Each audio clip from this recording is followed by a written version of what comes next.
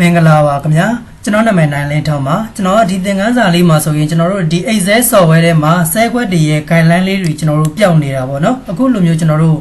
Excel software ကိုဖွင့်လိုက်တာနဲ့ Excel software ထဲမှာ auto ပါပြီးသားဖြစ်တဲ့ guideline လေးတွေဆဲခွက် guideline တွေကျွန်တော်တို့ပျောက်နေတာကိုဘယ်လိုမျိုးပြန်ဖော်ရမလဲဆိုပြီးတော့မေးထားတဲ့သင်တန်းသားလေးအတွက်ဒီသင်ခန်းစာလေးကိုကျွန်တော်ပြုလုပ်ပေးလိုက်ခြင်းဖြစ်ပါတယ်အကယ်၍ဒီကိုယ်တိုင်ကျွန်တော်တို့လက်တွေ့ကြုံတွေ့နေရတယ်ဆိုရင်ဒီသင်ခန်းစာလေးကအားလုံးအတွက်အရင်အကျိုးရှိလောက်မယ်တင်တဲ့အတွက်ကျွန်တော်ဒီသင်ခန်းစာလေးကိုပြုလုပ်ပေးရခြင်းဖြစ်ပါတယ်အဲ့တော့ကျွန်တော်တို့ဒီမှာ Excel software ဖွင့်ထားတယ် Excel software ထဲမှာအခုဒီမှာကျွန်တော်တို့ဆဲကွက်လေးတွေတော့ကျွန်တော်တို့ရှိတယ်ဒါပေမဲ့ဆဲကွက်လေးတွေမှာ guideline လေးတွေကျွန်တော်တို့ပျောက်နေတဲ့အတွက်ကျွန်တော်တို့ဆဲကွက်တွေကမပေါ်ဘူးပေါ့နော်သူ့ကိုကျွန်တော်တို့ select ပေးပြီးတော့ right click နေလိုက်မယ်ကျွန်တော်တို့ border တွေကနေပြီးတော့ all border ခတ်လိုက်တယ်ဆိုရင်တော့ကျွန်တော်တို့ဒီမှာ sequence guideline လေးတွေကပြန်ပြီးတော့မှပေါ်လာမှာဖြစ်ပါတယ်ပုံမှန်အတိုင်းတော့ကျွန်တော်တို့ guideline တွေကပျောက်နေတာเนาะဒါကိုကျွန်တော်တို့ပုံမှန်ဒီ normal အတိုင်းကျွန်တော်တို့ပြန်ပြီးတော့အသုံးပြုဖို့ရာအတွက်ပြန်ပြီးတော့ပြင်ချင်တဲ့အခါမှာဘယ်ထက်ကနေသွားပြီးတော့ပြင်လို့ရလဲဆိုရင် file ဆိုတဲ့ထဲကိုကျွန်တော်တို့ဝင်ပေးရပါမယ်ပြင်တဲ့နည်းလမ်းလေးကကျွန်တော်တို့လွယ်လွယ်လေးပဲเนาะ file ထဲကိုကျွန်တော်တို့ဝင်မယ်ပြီးရင်အောက်မှာ option ဆိုတာလေးရှိပါတယ်အဲ့ထဲကိုကျွန်တော်တို့ဝင်မယ်ဒီမှာကျွန်တော်တို့ Excel option ဆိုတဲ့ဘောက်လေးကြာလာပါလိမ့်မယ်အဲ့တော့ဒီရဲ့ဘောက်လေးကြာလာပြီဆိုတာနဲ့ advanced ဆိုတဲ့ရှိတယ်ကျွန်တော်တို့ဒီရဲ့ advanced ဆိုတဲ့ထဲကိုဆက်ပြီးတော့မှဝင်ပေးရပါမယ်ဒီရဲ့ advanced ဆိုတဲ့ setting နဲ့ကိုရောက်သွားပြီဆိုတာနဲ့ကျွန်တော်တို့ scroll bar လေးကနေပြီးတော့အောက်ကိုကျွန်တော်တို့ဆွဲပြီးတော့ချလိုက်မယ်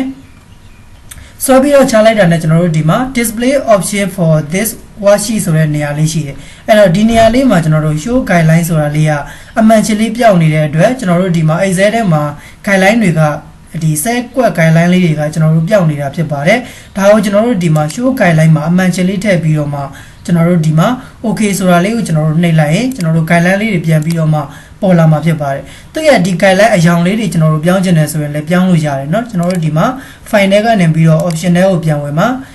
Excel option ဆိုတဲ့ဘောက်ထဲကိုရောက်ပြီဆိုတာနဲ့ advanced ဆိုတဲ့ထဲကိုဝင်မယ်ပြီးရင်ကျွန်တော်တို့ဒီမှာ scroll bar ကနေပြီးတော့အောက်ကိုဆွဲချမယ်